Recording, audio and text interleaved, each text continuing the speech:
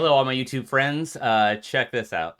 This was the first guy I've ever seen that had literally zero PTSD and was just like smiling the whole time. Walter Philippek. There was the best line in it though. He's like, they were like, were you ever like afraid while you were there? He's like, no. It did not bother me. I don't care whether they killed me or not.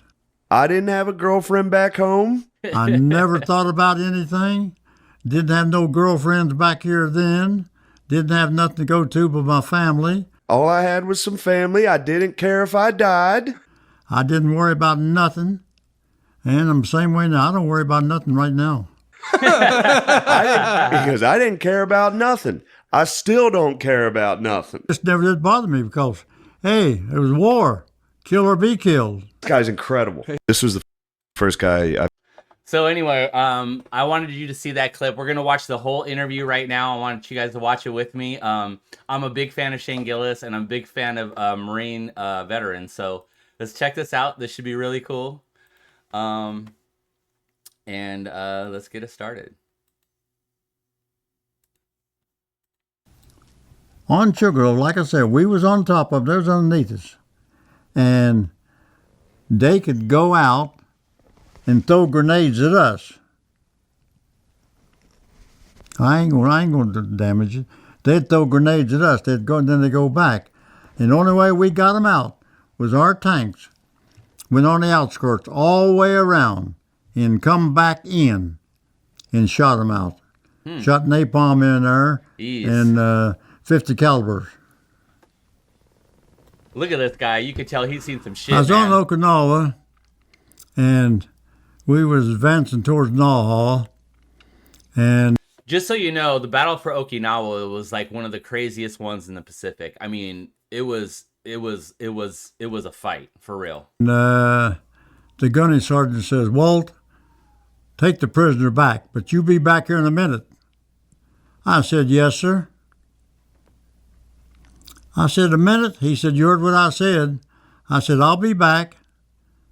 So I was taking this prisoner back. I started searching him. He only had one picture on him. That's it. Nothing else. He wouldn't give it up.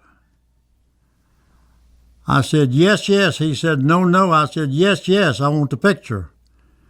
Well, I looked at my watch and time was going by. I had to shoot him, get the picture, but I did. Do that, what to do. And he had a picture of Japanese soldiers cutting Chinese heads off, putting them in a cage. What's behind it, I do not know, except I was told maybe they were just checking their swords. I was told that if they can cut a head off one whack, he's a good soldier. Whether true or not, I do not know. Wow. I'll show you the picture in a few minutes. Right now, we're telling what happened. Unbelievable. And why this was taken in China at the Great Wall. The Great Wall of China, and that is something to see, too. I've been all over it. Wow. How did you all end up getting this Japanese prisoner in the first place? He was lost. He was trying to find his company, trying to find some of his people. He was lost. He just showed up from nowhere. He throwed his hands up when he saw us. So the gunny says, "Take him back. But you be back here in a minute. We have to move on." "Yes, sir." Oh, crap, man. Holy shit. Did that bother you that you were being asked to kill the prisoner? No, sir, it did not bother me. I had to do what I had to do, and I'd done it. Wow. Nothing I'd done bothered me. Nothing. What was the reason you weren't allowed to take him back to a prisoner of war camp? Too far away. And you get stuck back there by yourself, them Japs all around you? No. That's what the gunny said. He said, "You'll be back here in a minute." We as a group. But you go back by yourself, get stuck out there, you're a dead duck. Right. Wow. Goodness.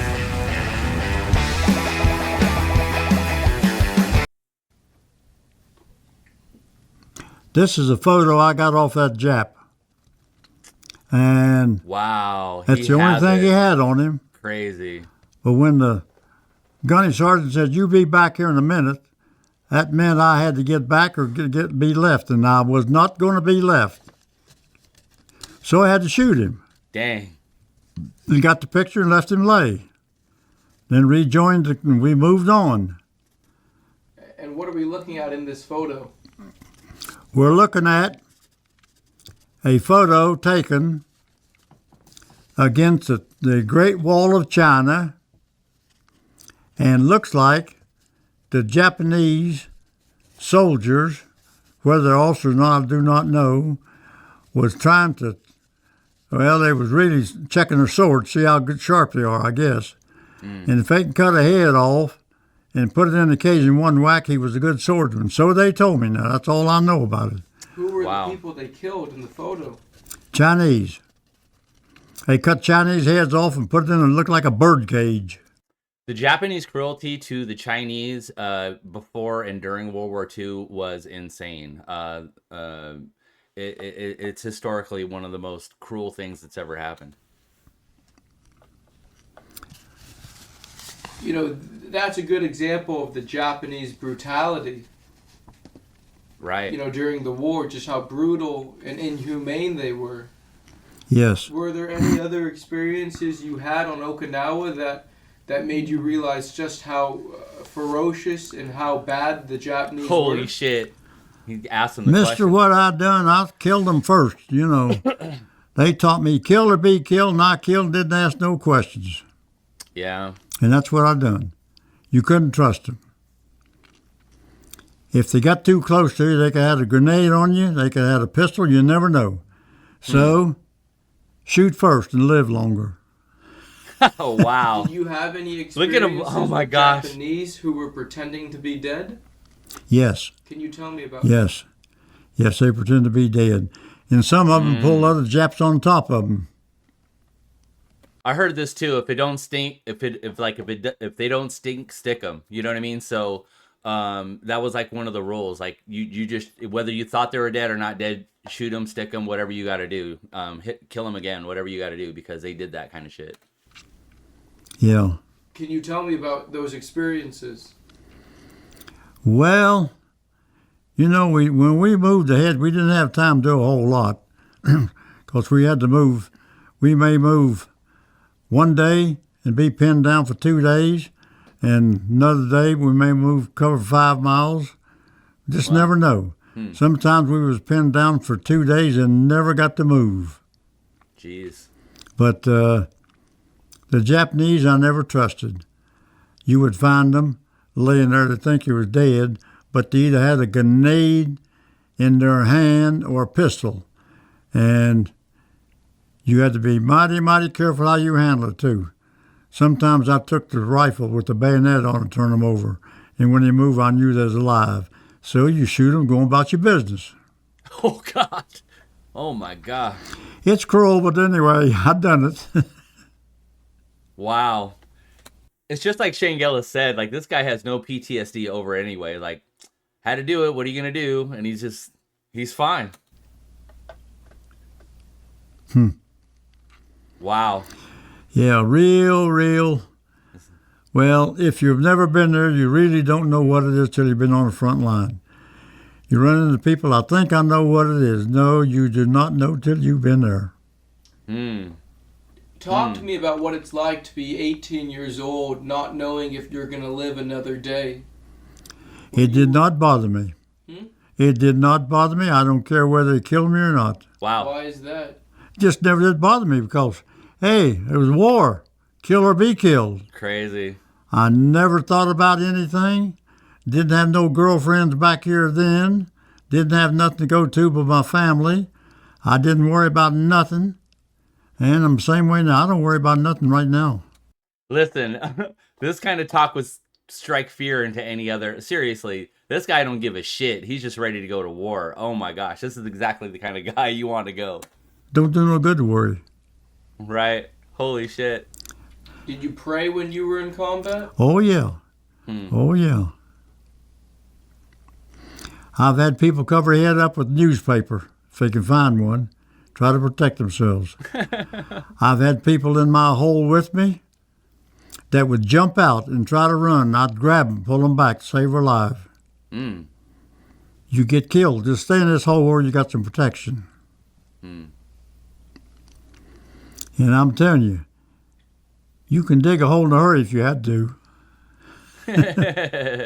Except when I was on top of that cliff. We didn't have nothing but rock. I piled rock up about a foot high. What, on Sugarloaf? No, it wasn't Sugarloaf. It was where that tank shot the napalm in that cave.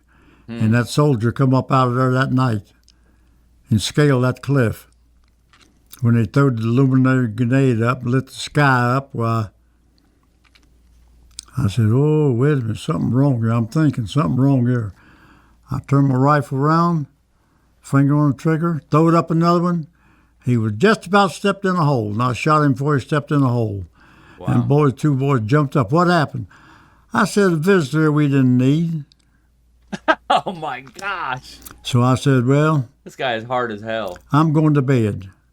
I'm going to try to sleep. Y'all can take a rest and watch all night. Were there, can you tell me, so that Japanese soldier was probably a couple feet away from you. One more step, he'd been on top of us. He scaled up that cliff. Did you have any other experiences where you got that close to the Japanese in combat? Yeah, during that Banzai attack, they was right on top of us. This guy's seen it, man. Can you tell me more about that bonsai charge? Do you remember where you were on the island? No, we've done left Sugarloaf. We was headed towards Naha.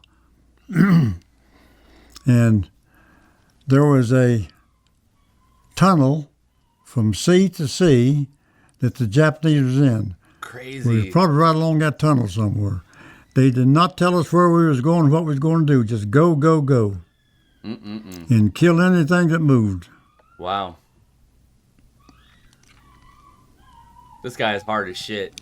And I'm telling you, we was outnumbered probably, somebody said 12, 15 to 1 anyway. Freaking Marines in the Pacific, man. Holy But shit. we survived. A lot of praying. Crazy. Can you tell me about, the men who were around you, who were killed? Most of them were killed from small arms fire. The Americans, most of them were killed from small arms fire. Probably so. Also some from the bombs thrown too. Because if a leg hits you on the back if you're laying down, looking ahead, an arm laying on your back or a leg or something, well, that had to be from an explosion. Wow. That's so nuts. Say it so plainly. And it happened. Just throw it off and go about your business. Pay no attention to it. Just throw it off and go about your business. Hey, Okay, so that's the video. Listen, tell me what you think. This Marine is hard as hell. And, it was brought to my attention through that whole Shane Gillis clip. Shane Gillis is really, he loves history. And, that's some of his most famous stand-up when he talks about history. So let me know what you think. I just thought this was a cool, motivating video. I've never seen it before. I appreciate your time. Oh, and please like, comment, and subscribe if you haven't already. I appreciate your time. And the comments, I watch all the comments. I read all the comments. I react to most of them. So please don't hesitate. Again, thank you.